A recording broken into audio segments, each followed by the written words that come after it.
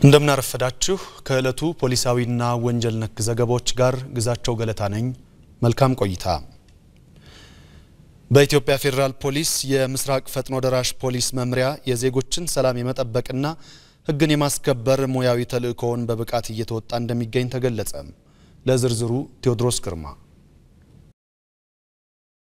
ቀጠናው ሰላም አስተማማኝ ሆኗል ከህዝብና ከሌሎች የጸጥታ ተቋማት ጋር መሰራቱ ደግሞ የየዕለት ተግባራቸው ነው ህግን በማስከበር ዜጎች በሰላም ወጥተው እንዲገቡ ለማስቻል ታዲያ የምስራቅ ፈጥኖ ደራሽ ፖሊስ መምሪያ አመራርና አባላት የተሰጣቸውን ተልእኮ በጀግንነት እየተወጡ እንዳለ ነው የተገለጸው የተለያዩ የጸረ ሰላም ኃይል ከመከላከልም የተለያዩ እጀባዎችን ከማጀብም በተለይ እገወጥን ከመከላከል በርካታ ነገሮች በውስጡ ያሉ ናቸው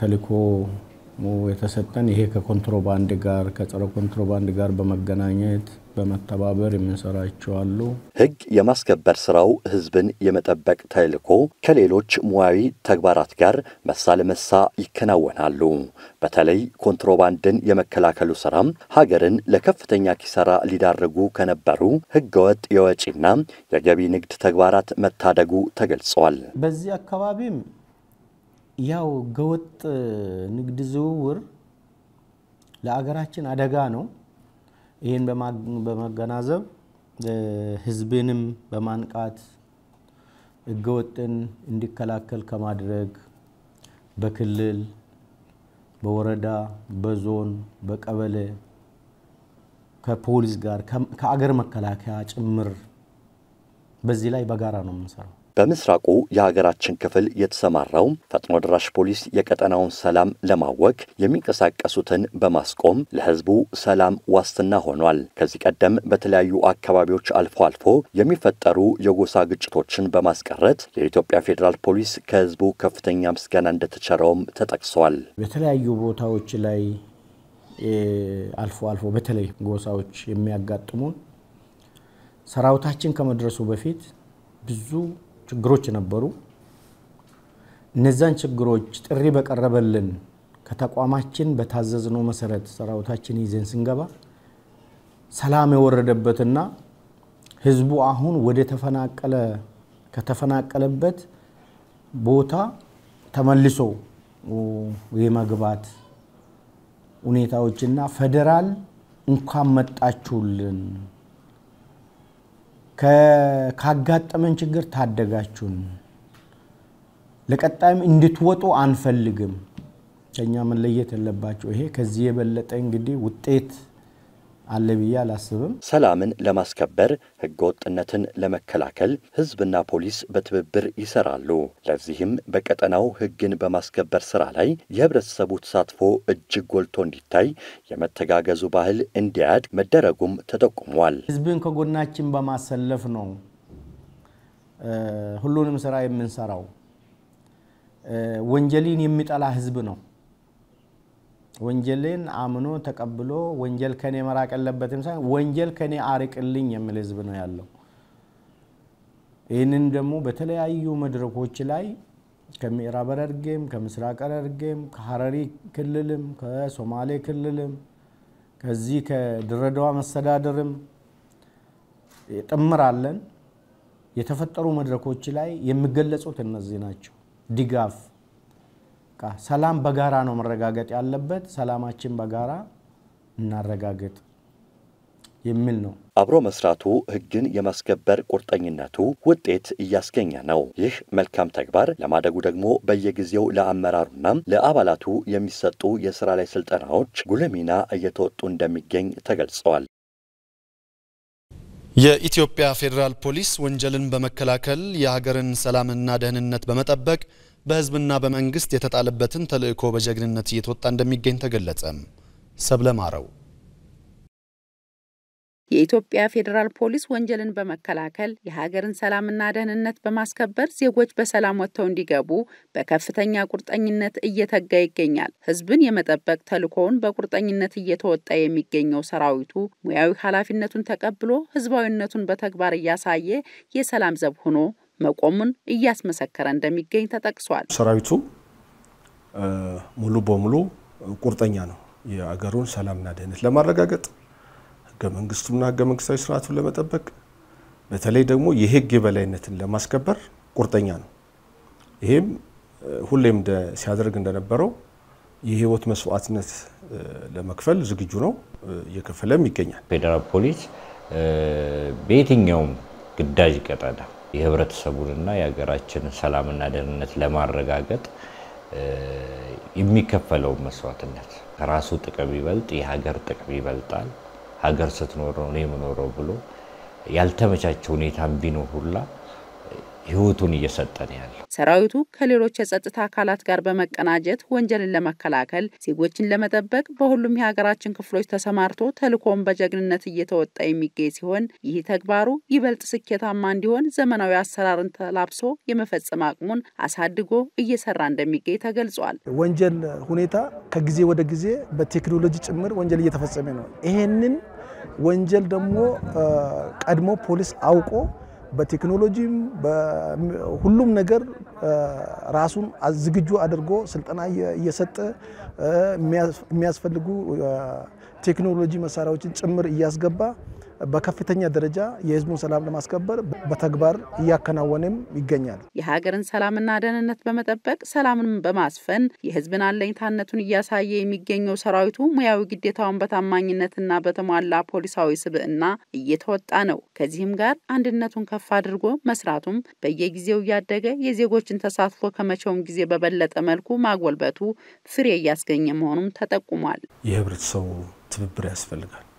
ስለዚህ አሁንም ህብረተሰቡ እንደለመደው ከጊዜ ጊዜ በፌደራል ፖሊስ በአሁኑ ሰዓት ያለው እምነት እያሳደገ ተቀባይነትን እየጨመረ ነው ያለውና ስለዚህ ከዚህ አንፃር አሁንም ድጋፍ እንዲያደርግልና ከኛ ጎን እንዲሰለፍ በዚህ አጋጣሚ ጥሪ ማስተላለፍ ፈልጋለሁ።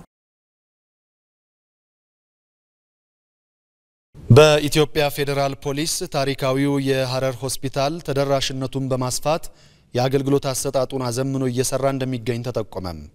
የቴዎድሮስ ግርማን ዘገባ ሙልጌታ መሐመድ እንደሚከተለው ያቀርበዋል።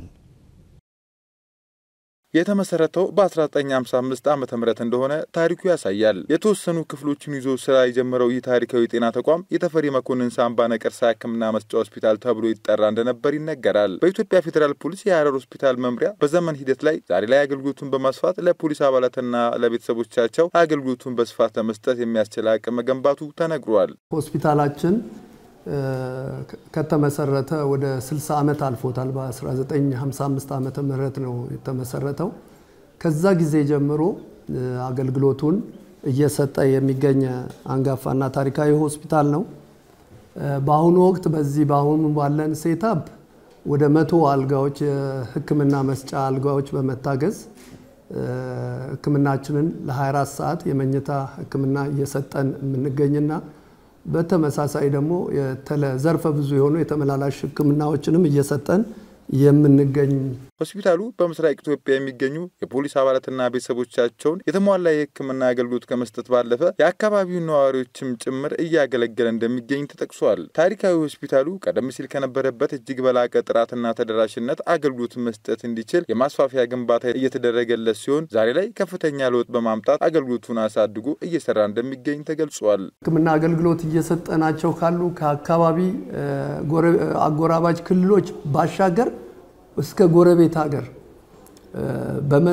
የሚደርስ ጥራት ያለው ህክምና ለመስጠት ነው ታሳቢ ተደርጎ እየተሰራ ያለው። የሰው ሀብቱን ከማጠናከር ባሻገር በዘመናዊ መሳሪያዎች በመታገዝ ከቀላል እስከ ከባድ የቀዶ ጥገና ህክምና እየሰጠ የሚገኘው ሆስፒታሉ ዛሬ ላይ አቅሙን በማሳደግ ለአጎራባች ክልሎችም የህክምና አገልግሎት እየሰጠ ይገኛል።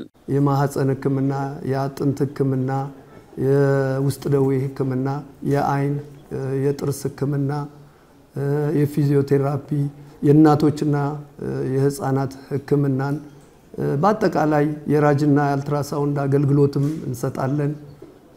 በተጨማሪም የዘርፈ ብዙ የሆኑ በዚህ በሀገራችን በምስራቁ ክፍል ላሉት ለሐረሪም፣ ለድሬዳዋም፣ ለኦሮሚያ ምስራቅና ምዕራብ ዞን፣ ለሶማሌ ክልል በጣም ሰፊ የፖሊስ ኮሚሽነሮችና ጡረተኛ አባሎች ሳይቀር ሰፊ የሆነ የሕክምና አገልግሎት እየሰጠ የሚገኝ አንጋፋ ሆስፒታል ነው። በ2014 ዓ.ም ሐምሌ ወር ላይ በኢትዮጵያ ፌዴራል ፖሊስ ኮሚሽነር ጀነራል ደመላሽ ገብረ ሚካኤል የማስፋፊያ ግንባታ የመሰረተ ድንጋይ በመጣል የተጀመረው የህንጻ ግንባታ በተያዘለት ጊዜና ጥራት እየተከናወነ ሲሆን የግንባታው መጠናቀቅ አገልግሎቱን በላቀ ደረጃ እንደሚያሳድግ ይጠበቃል። ማህበረሰብን ያሳተፈ ወንጀልን የመከላከል ስራ መጠናከሩ ህዝቡ የሰላም ባለቤት በመሆኑ ለፖሊስ ያልተገደበ ድጋፍ እንዲያደርግ እድል ፈጥሯል ተባለም። ጸጋነሽ ገብረ ማርያም የህዝብና የፖሊስ ትብብር በጸጥታ ጉዳዮች ላይ አንድ ሆኖ የመስራት ቁርኝቱ ረጅም ታሪክ ያለው እንደሆነ ይነገራል። ከዘመናት በኋላ ግን ፖሊስ የህዝብን ተሳትፎ ለማዘመን ከሌሎች ሀገራት ልምድ በመቀመር የማህበረሰብን ተሳትፎ የሚያሳድግ ዘመናዊ አሰራር ዘረጋ። በዚህም የፖሊስና የህዝብ አብሮ መስራት ከፍተኛ ውጤት አስገኝቷል። ኮሚኒቲ ፖሊሲንግ ከመጣ በኋላ ህዝብ ፖሊስ ነው፣ ፖሊስ ህዝብ ነው የሚለውን ጽንሰ ሐሳብ በመውሰድ ሁለቱ አንድ ላይ ሆነው እየሰሩ ነው ያሉት። በዚህም ደግሞ አመርቂ የሆነ ውጤት እየመጣ ነው ያለው። ለወንጀል መከላከል ስራ ትልቅ የሆነ አስተዋጽኦ አለው። እንዲሁም ደግሞ ቅድመ ወንጀል መከላከል ወንጀሎች ከተፈጸሙ በኋላ ሳይሆን ጽንሰ ሐሳቡም ቅድመ ወንጀል መከላከል ስራን ስለሚጠቃልል በዚሁ ደግሞ ፖሊስና ማህበረሰቡ አንድ ላይ በመስራት የተለያዩ ወንጀሎች እንዳይፈጸሙ በማድረግ ጥሩ የሆነ ሁኔታ አለው ማለት ነው። ጸጥታ ጉዳይ እነሱ አሁን ፖሊስ ሆነዋል።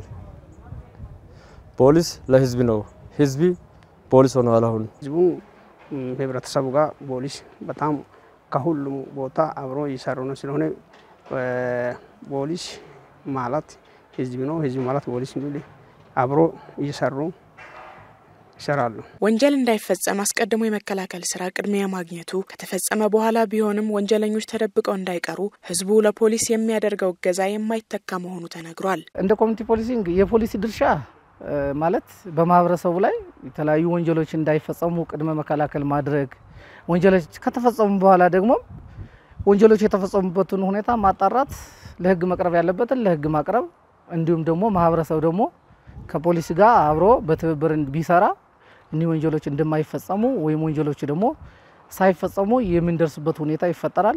ይህን ያህል ፍሬያማ ቢሆንም የፖሊስና የህብረተሰቡ ቁርኝት ውጤት ቢያስገኝም ለዘርፉ የተሰጠው ትኩረት አነስተኛ በመሆኑ መቀዛቀስ ታይቶበት እንደቆየ ባለሙያዎች ይገልጻሉ። የቀደመውን ክፍተት በማስተካከል በአሁኑ ወቅት ወደ ስራ መገባቱም ጠቁመዋል። ከዚህ በፊት ህብረተሰቡና ፖሊሶች የተለያዩ አካሄድ ነበር ሲከተሉ የነበረው። ነገር ግን ይሄ ኮሚኒቲንግ ፖሊሲ ከመጣ ወዲህ ፖሊስ ህብረተሰብ ነው፣ ህብረተሰቡም ደግሞ ፖሊስ ነው። በዋነኝነት ትልቅ ጠቀሜታና አስፈላጊነቱ ይሄን ነው። ይበልጥ ውጤታማ ለመሆን በዘርፉ ዕውቀትና ክህሎት ያለው ሙያተኛ ማፍራት ያስፈልጋል። የኢትዮጵያ ፌዴራል ፖሊስ ከሁሉም ክልሎች ጋር በመቀናጀት ማህበረሰብ አቀፍ የፖሊስ አገልግሎት የሚያጎለብቱ ስልጠናዎችን እየሰጠ እንደሚገኝ ተጠቅሷል። ዋናው ትኩረቱ ከዕውቀት በበለጠ ክህሎት ላይ ነው። ስለዚህ የሚሰጡ ስልጠናዎች የክህሎት ስልጠና ስለሆነ በተጨባጭ ሰልጣኞች ወይም ስልጠናውን የወሰዱ አመራሮችም ሆኑ አባሎች በስራ ላይ በተግባር ሊፈጽሙት የሚችሏቸውን አቅም የሚፈጥር ስልጠና ስለሆነ የሚሰጠው ቀጥታ ከስልጠና በኋላ ወደ ስራ ሲሰማሩ በቀጥታ የሚተገብሩትና የሚፈለገውን ውጤት ሊያመጣ የሚችል ስልጠና ነው። ህብረተሰቡ ጋር እጅና ጓንት ሆኖ መረጃውንም ኢንፎርሜሽንም እየተለዋወጠ ወንጀሉን ለመከላከል ጥሩ ሚና ስላለው ከዛ አንፃር ብዙ ስልጠናዎች ከሚሰጡና የማህበረሰብ አቀፍ አንዱ እና ዋነኛው ነው ማለት ነው። የምዕራብ ሐረርጌ ዞን ፖሊስ የአካባቢውን ዘላቂ ሰላም ለማስቀጠል ከኢትዮጵያ ፌዴራል ፖሊስና ከሌሎች የጸጥታ አካላት ጋር ተቀናጅቶ በመስራቱ የህግ የበላይነትን የማስፈን ተግባሩ ስኬታማ እየሆነ እንደሚገኝ አስታወቀም። ቴዎድሮስ ግርማ ተጨማሪ አለው። ከበርካታ ክልሎች ጋር የሚዋሰነው ምዕራብ ሐረርጌ ዞን የኮንትሮባንድ ንግድ እንቅስቃሴ ከሚታይባቸው አካባቢዎች አንዱ ነው። በዞኑ ህጋዊነት እንዲሰፍንና ዘላቂ ሰላም እንዲኖር በቅንጅት እየተሰራ እንደሚገኝ የዞኑ ፖሊስ መምሪያ ኃላፊ ረዳት ኮሚሽነር ካሳዬ ነጋሽ ተናግረዋል። የጋራ ምክር ቤት አለን። አንደኛው በመስተዳድሩ የሚመራው የጸጥታ የጋራ ምክር ቤት አለን። የጋራ የጸጥታ ምክር ቤቱ ያቅዳል፣ የጸጥታ ሁኔታውን ይገመግማል፣ አቅጣጫ ያስቀምጣል። ጠረፍ ጉምቢ ቦርድዴ ሳማ ላይ የፌዴራል ፖሊስ አንድ ኃይል ከኛ ጸረ ሽምቅ ኃይል ጋራ ተቀናጅተው ይሄን የአዋሽን ተረተር ከብርጌድ በታች አዋሽን ይዘው በዛ ላይ ያለ የኦፕሬሽን ስራ የሚሰሩ ኃይሎች አሉ። የዜጎችን ደህንነት የመጠበቅ ዘላቂ ሰላምን ከማስፈን ስራው በተጓዳኝ በተለይም ህገወጥ የመድኃኒት ዝውውርን ለመቆጣጠር በከፍተኛ ትኩረት እየተሰራ እንደሚገኝ ተገልጿል። ትኩረታችንም ጥናት ስናደርግ በዚህ በኮንትሮባንድ ላይ ጥናት ስናደርግ በተለይ በማህበረሰቡ ላይ የሚያደርሰውን ጉዳት አንፃር ማየት አለብን ብለን በመድኃኒቶች ላይ ነው ምንሰራው። በዚህ በመስራቁ የሚመጣው በጣም ከበድ ይላል። ከዚህ አንፃር ሁሉን አልደረስንበትም። ነገር ግን ክብደቱን በትክክል ተገንዝበናል። በሰው ላይ የሚመጣውን ጉዳት በትክክል ተገንዝበናል። በአጠቃላይ ያለውን ችግር ለመፍታት ግን ሰፋ ያለ ስራዎችን እንደምንሰራ እኛም በቅዳችን ያዝን መሆኑን ነው ማስቀመጥ ፈልገው። በዞኑ የጸረ ሰላም ኃይሎች እንቅስቃሴዎች እንዲከሽፉና ሰላምና መረጋጋትን የማወክ ተልዕኳቸውን ለመክታተም ሌት ተቀን እየተሰራ እንደሚገኝ የገለጹት ኃላፊው ህብረተሰቡ ሰላምን በማስቀደም ሁሌም ከፖሊስ ጎን መቆሙ ለስኬታማነቱ ቁልፍ እንደሆነ ጠቁመዋል። ህገወጥ ድርጊቶችን የመከላከል የአካባቢውን ጸጥታ የማስጠበቅ የጋራ ተግባራትን አስመልክቶ ከኢትዮጵያ ፌዴራል ፖሊስና ከሌሎች ባለድርሻ አካላት ጋር በቅንጅት በመሰራቱ የዞኑን ሰላም አስተማማኝ ማድረግ መቻሉ ተነግሯል። ማዕረግ የመሪነት ብቃትና ሙያዊ ክህሎት ብሎም ዕውቀትና ስብዕና ጎልቶ የሚታይበት የኃላፊነት ደረጃ መሆኑን በመገንዘብ በአሰጣጡ ላይ ተገቢው ትኩረት መደረግ ይገባል ተባለ። ሰብለማረው ዝርዝሩ እንደሚከተለው አዘጋጅታለች። የፖሊስ ማዕረግ የረጅም ዘመናት ታሪክ ያለው ነው። ከመጀመሪያው እስከ መጨረሻ ያለው ስያሜው ለብዙ ዓመታት ህዝቡ በሚረዳው ይጠራ የነበረ ቢሆንም ባለፉት 3 አስርተ ዓመታት ገዳማ አሁን ወዳለው መጠሪያ እንዲቀየር ተደርጓል። የመሪነት ደረጃን በሂደት እያሳደጉ የሚሄዱ ተግባር በማዕረግ በኩል የሚታይ ሲሆን በየደረጃው ለሚገኘው ማዕረግ የሚመጥን ዕውቀት ክህሎትና ስብዕና ማሳደጉ መርህ ሆኖ ይወሰዳል። የፖሊስ አባል የማዕረግ እድገት የሚሰጠው ለሚሰጠው የማዕረግ ደረጃ የሚመጥን የመፈጸም አቅም ሊኖረው ይገባል።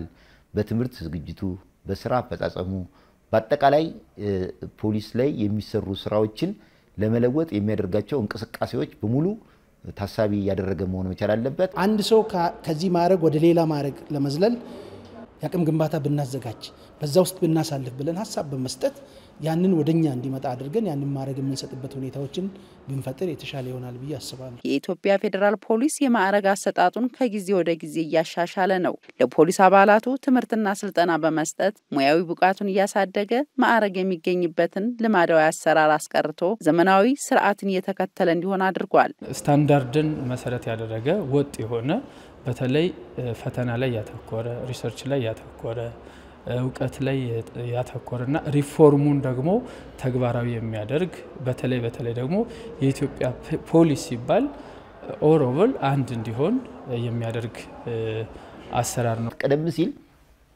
የማዕረግ እድገት ሲሰጥ ጊዜ ብቻ በመቁጠር እየተሰጠ ነበር። ያ ደግሞ የማዕረግን ቫልዩ ያወረደው የሄደበት ሁኔታ ነበር።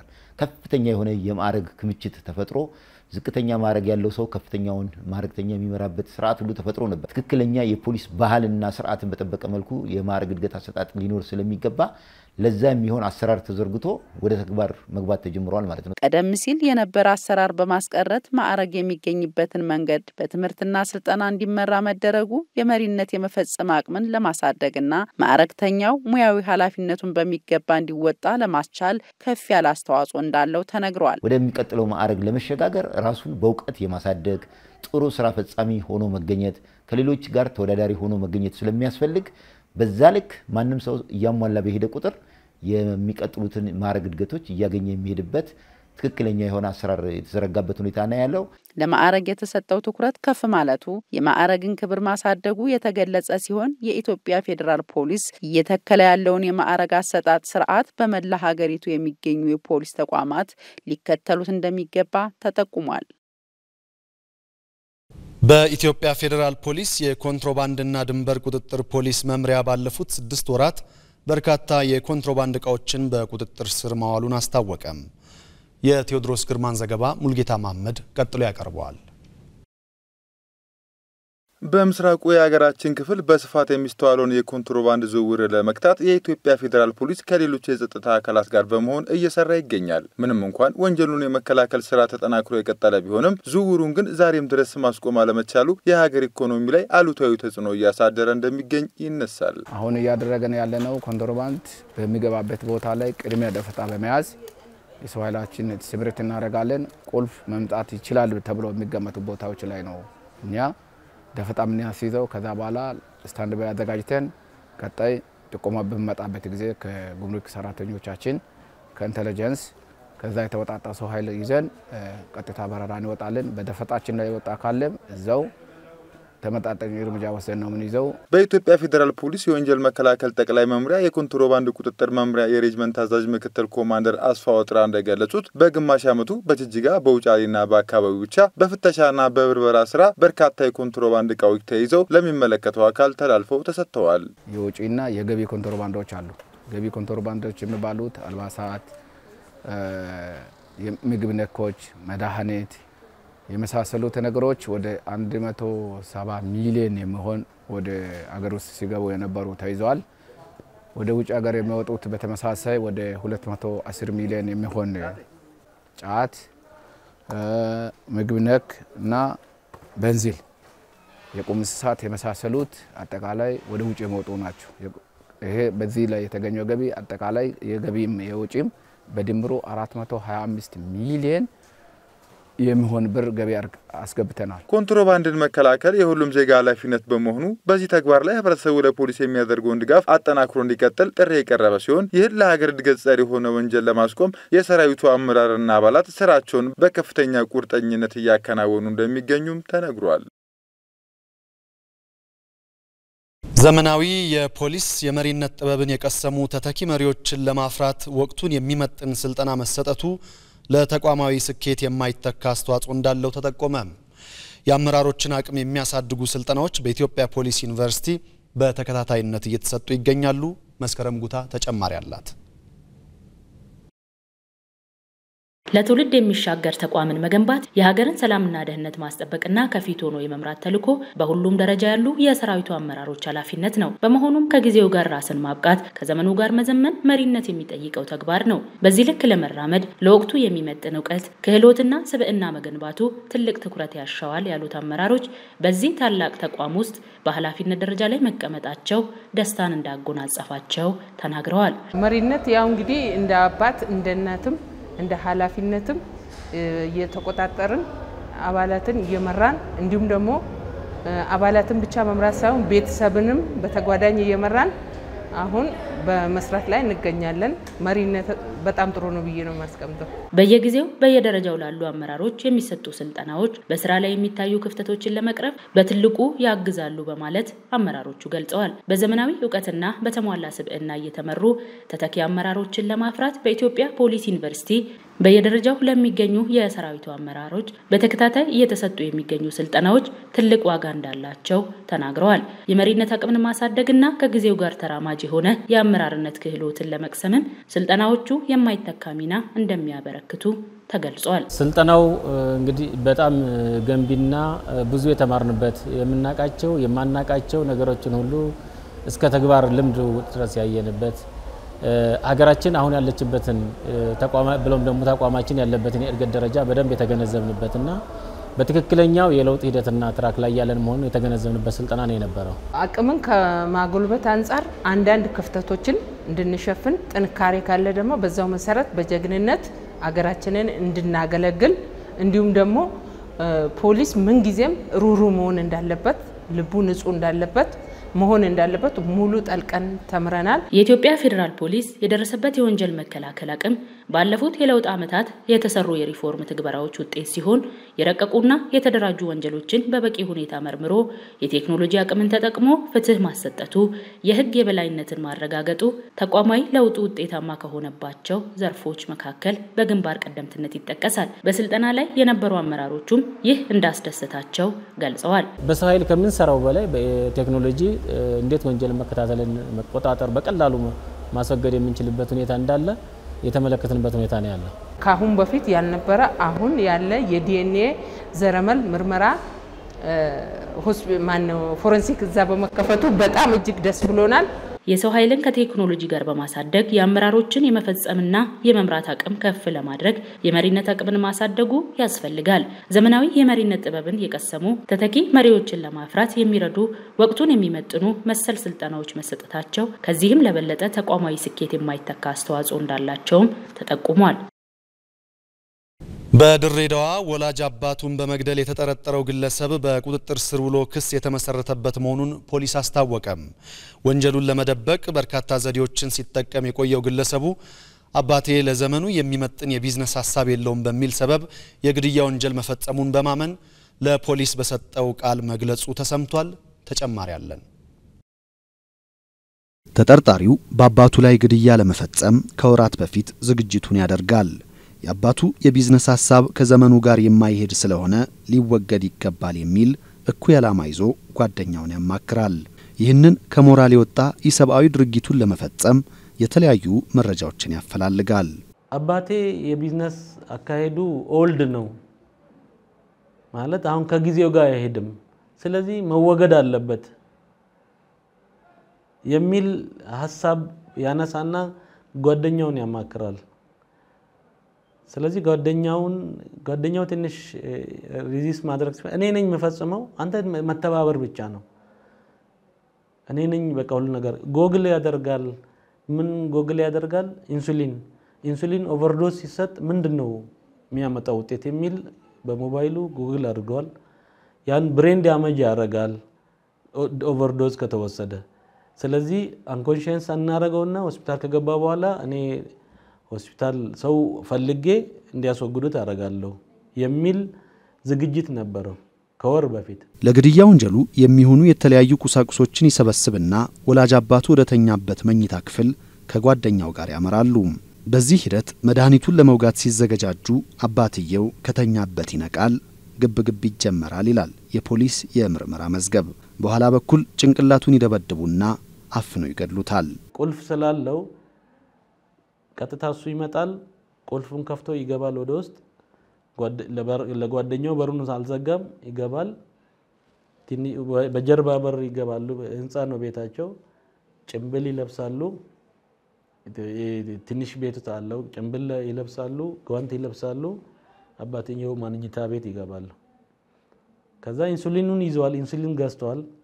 ኢንሱሊን መርፌ ገዝቷል። ፌስታሉን ይዟል። ምንድነው የሚያደርጉት? ቤት አባትየው በተኛበት አልጋ ላይ በፌስታሉን ያለብሰውና አንቆት ይይዙና ኢንሱሊኑን ለማውጋት ነው እነሱ። እሱ ይገባል፣ ጓደኛውም ተከትሎት ይገባል። አባትየውን እሱ ሲያለብስ ድንገት ያው ተኝቶ ነበር፣ ሲነካው ብድግ ይላል። ተያያዙ። ግብግብ ሲፈጠር ጓደኛውን ይመጣና አባትየውም በጠረባ ይመታዋል። መሬት ከወደቀ በኋላ ጥቁር ሸክላ የተሰበረ በሱ ጭንቅላቱን 3 ቦታ ይመቱታል።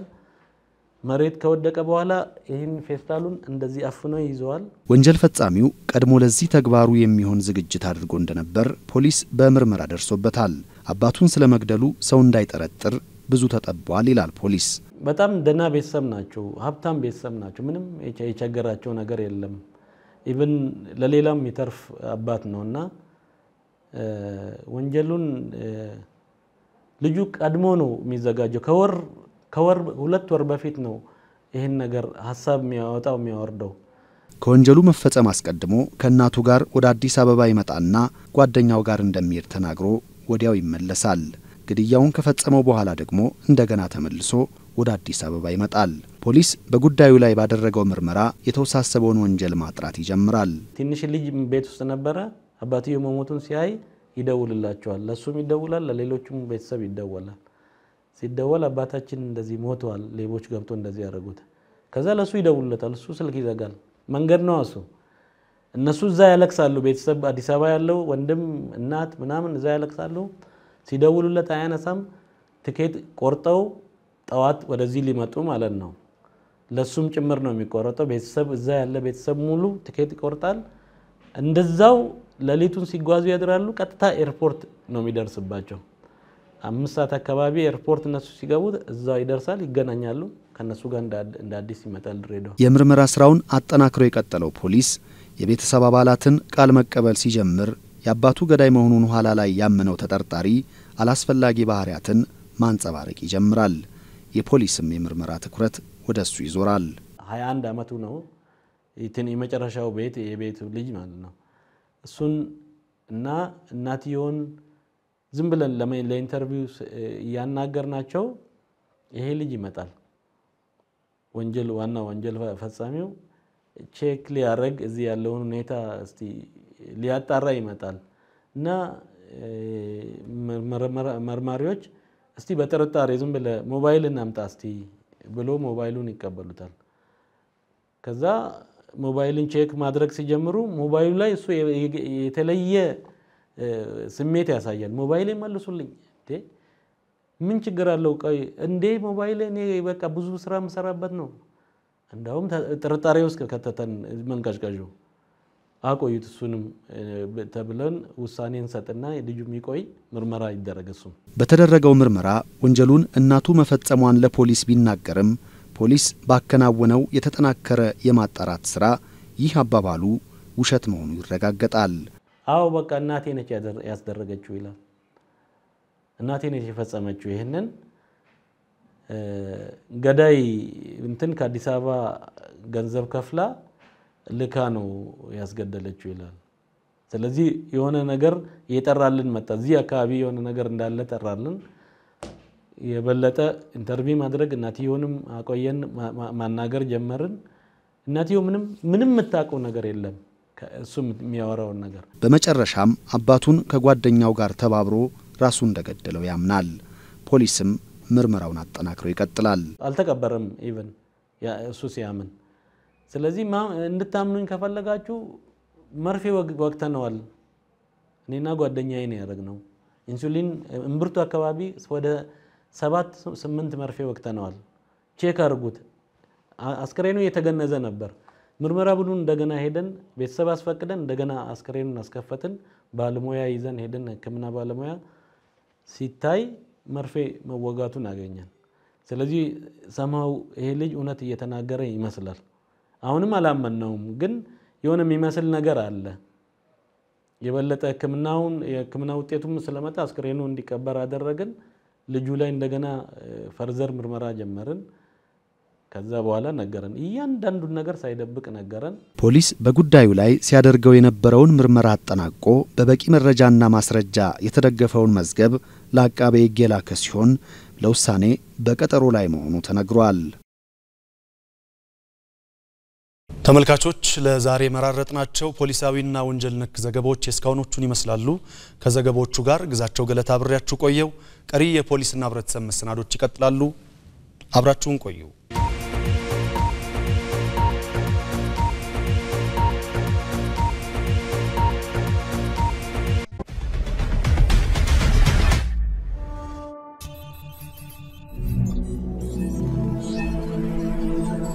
ሰላምና ደህንነት ለሁለንተናዊ ተጠቃሚነት